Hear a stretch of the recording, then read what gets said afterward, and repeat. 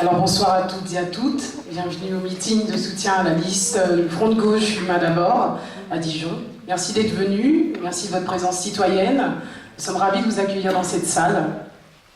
Avant tout, nous tenons à remercier l'ensemble des camarades de la liste Humain d'abord à Dijon, remercier ces infatigables militants et militantes qui n'ont cessé d'animer cette campagne et de faire du Front de Gauche une alternative résolue et reconnue à Dijon.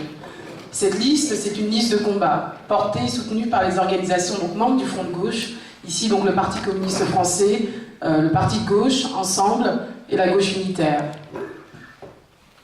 Vous le savez, les élections locales nous permettent de porter au plus près de vous nos idées, notre vision alternative, et de vous convaincre qu'il est possible de faire tomber les notables locaux qui, eux, une fois élus, tournent le dos aux gens. Eux qui sont le pilier central des politiques libérales et les porte-voix des cures d'austérité. Cette politique libérale et nationale, sous couvert de coupes budgétaires aveuglées, nous la retrouvons à l'échelle locale. Oui, bien à Dijon, entre le démantèlement des services publics, l'ensemble des partenariats publics-privés. La liste Humain d'abord, c'est avant tout un programme, un engagement humain, une alternative nécessaire à la dérive du social-libéralisme au pouvoir en France. Nous sommes l'opposition de gauche et nous construisons aujourd'hui cette véritable alternative.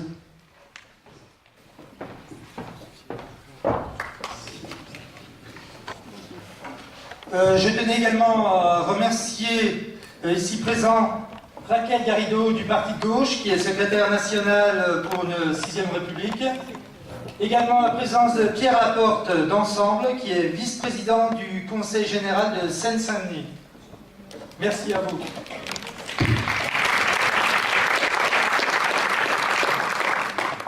Je voulais également excuser l'absence de notre camarade Jacques Chavalier, responsable national au Parti communiste. Il a été retenu pour une réunion préparatoire concernant la marche contre l'austérité du 12 avril. Donc, pour le Parti communiste, prendra la parole au niveau national Isabelle de Almeida, étant donné qu'elle est présidente du Conseil national, et prendra également la parole en qualité de candidate. Merci également à tous d'être présents. Quand on parle de démantèlement et de politique libérale, quoi de mieux comme exemple de parler des dettes toxiques et des emprunts toxiques? Je laisse la parole à Thomas.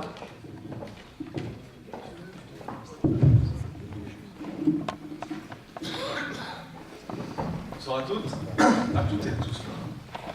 Je pensais qu'aux femmes pour une fois.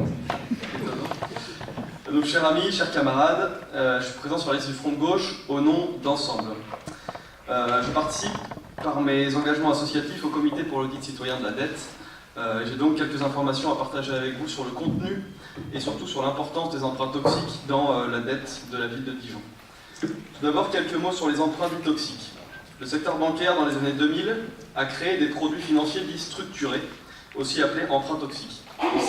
Il s'agit de prêts hautement spéculatifs, très complexes, dont le montant du remboursement varie selon un taux indexé sur des choses tout à fait instables, cours des monnaies, francs suisses, yens, euros, dollars, ou encore le cours des matières premières, pétrole, céréales, métaux précieux. Ces produits spéculatifs permettaient aux banques de se faire des marges très importantes sur le dos des collectivités locales, qui parfois de bonne foi ne comprenaient absolument rien à ce qu'elles signaient. Ce qui pose tout de même une question sur la clairvoyance, la compétence et parfois la connivence de certains élus vis-à-vis du secteur bancaire. Suite à la crise financière et à la faillite de la banque Dexia en particulier, la banque des collectivités, beaucoup de collectivités locales ont lancé des recours en justice contre ces banques. Toutes ont gagné, parmi lesquelles le Conseil général de Seine-Saint-Denis ou encore la ville de Saint-Étienne, permettant ainsi de sauver des millions d'euros et de les flécher sur des projets utiles aux citoyens et qui ne vont pas dans la poche de spéculateurs financiers. Il y a encore actuellement près de 300 actions en justice en cours en France qui concernent environ 200 collectivités locales qui continuent d'être pillées par un système bancaire sans aucun scrupule. À Dijon, ce sont près de 47% des dettes qui sont considérées comme toxiques, 17% considérées comme très toxiques, pour un montant global de 97 millions d'euros, répartis sur 12 prêts. Chaque mois, chaque année, le contribuable dijonnais rembourse donc des prêts toxiques hautement spéculatifs à des banques qui, en toute illégalité, ont vendu et fait souscrire des contrats illégitimes et illégaux. Il existe une solution simple à ce constat scandaleux, c'est attaquer les banques en justice et renégocier ses prêts au plus vite, comme l'ont fait de nombreuses collectivités locales. La municipalité de Dijon, aujourd'hui, s'y refuse et devient une des dernières de France à ne pas bouger le petit doigt concernant ses emprunts.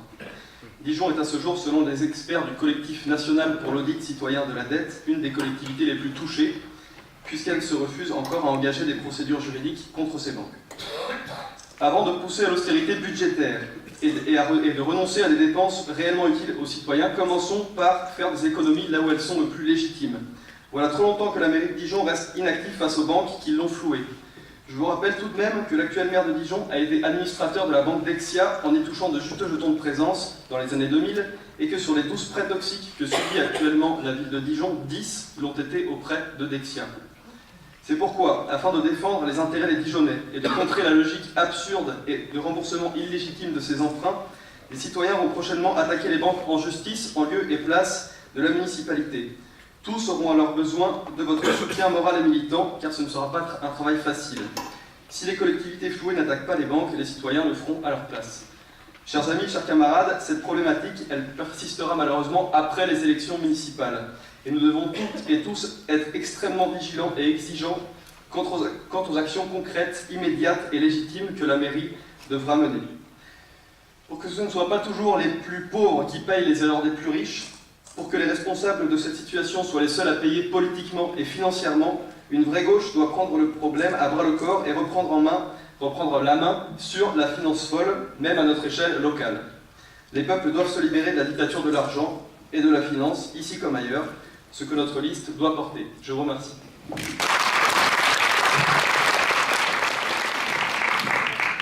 Merci Thomas.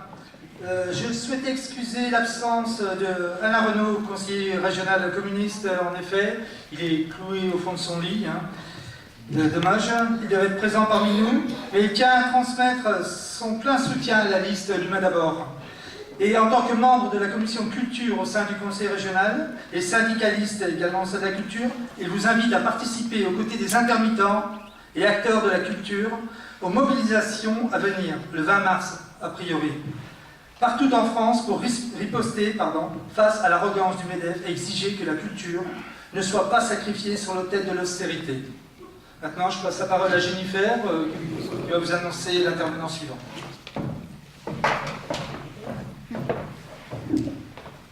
Et enfin, donc, Noufissa, notre camarade ensemble qui est troisième tête de liste pour la liste L'Humain d'abord. Merci. Bonsoir à toutes et à tous.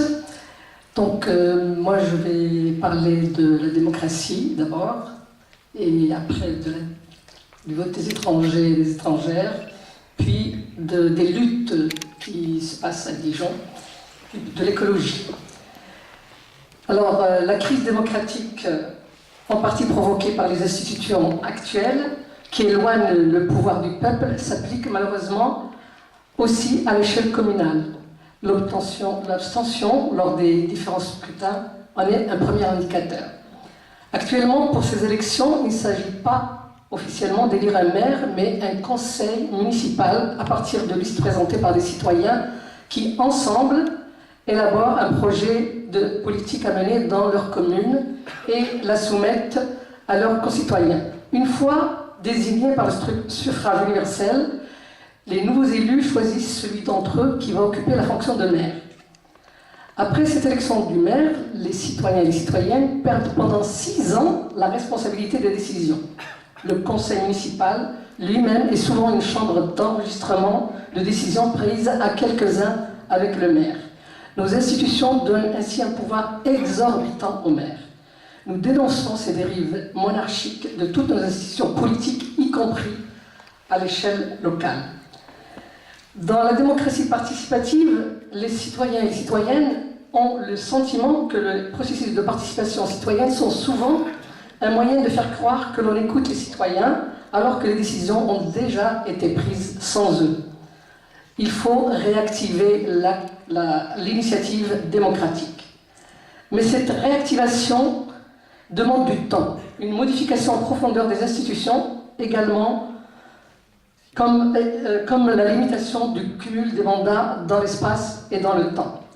Mais d'ores et déjà peuvent être initiées et réactivées des actions concrètes. Par exemple, des conseils de quartier afin de traduire les volontés des quartiers, débattre de projets sur l'urbanisme, l'éducation, le lien social, débattre donc de toutes les questions qui concernent les quartiers. Et tous ces débats, toutes ces délibérations doivent faire l'objet d'un compte-rendu publié dans le bulletin municipal. Sur des sujets majeurs, un référendum d'initiative populaire devrait pouvoir être instauré dans le cas où 5% au moins des habitants en âge de voter le demandent. Et puis, il faut mettre en place des conseils pour les jeunes, pour les adolescents, pour leur donner aussi un droit de regard et de participation sur des décisions qui les concernent. Un objectif aussi important, c'est celui de l'instauration d'un contrôle citoyen et de réel budget participatif. Et puis, il ne faut pas oublier, il ne faut pas exclure les étrangers des processus démocratiques. C'est inadmissible que cette promesse électorale ne soit pas tenue. Je sais bien que ce n'est pas la seule, mais elle a son importance. C'est donc le droit de vote des étrangers et des étrangères. Quand ils sont originaires des pays de l'Union européenne, en France, résidant en France, ils ont le droit de voter et d'être éligibles aux élections locales depuis 1998. Les autres, non. Quand ils ne viennent pas de ces pays-là, qu'ils résident en France, ils n'ont pas le droit. Alors que de nombreux pays européens autorisent le droit de vote et d'éligibilité pour tous les résidents étrangers aux élections locales. Cette inégalité de traitement est inadmissible. Près de 2,5 millions de ces étrangers extra-communautaires vivent et travaillent dans des communes en France. Ils payent leurs impôts, ils participent à la vie locale, et nombre d'entre eux sont responsables d'associations, ils sont délégués syndicaux, ils ont des engagements qui témoignent de leur application dans la vie de la cité, mais ils n'ont pas le droit de s'exprimer sur la vie de la cité.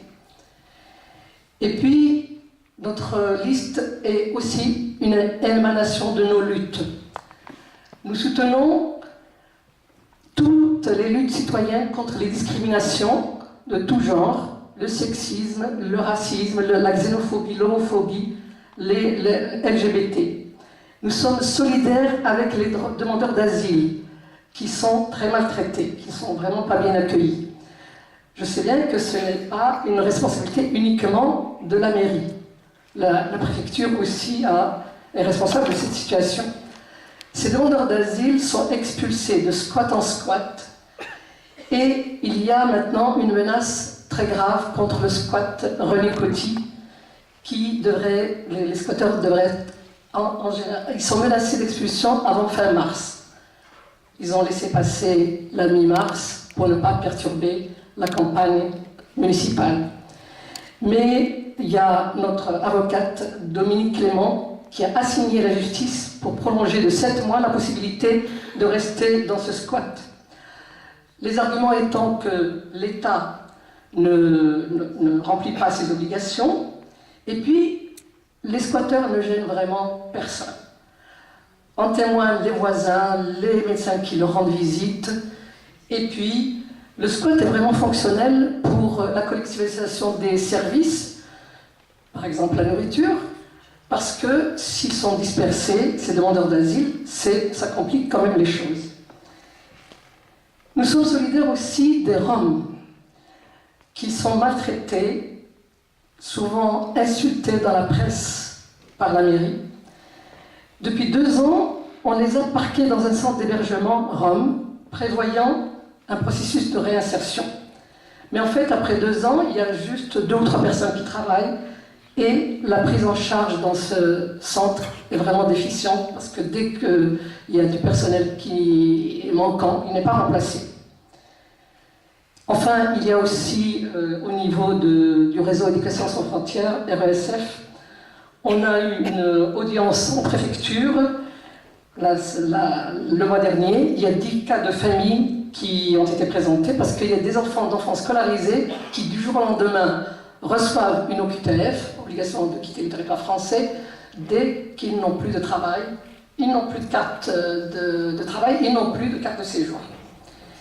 et nous soutenons les lentillères. Depuis 4 ans maintenant, sont occupées des terres agricoles de la rue Philippe Guignard. Ce sont les dernières terres rescapées de la ceinture maraîchère de Dijon. Aujourd'hui, les lentillères, c'est un potager collectif, 3 fermes restaurées, un marché hebdomadaire à prix libre, c'est le jeudi à 19 h si vous voulez y aller, des ruchers et plusieurs dizaines de parcelles jardinées, des ateliers, une salle polyvalente.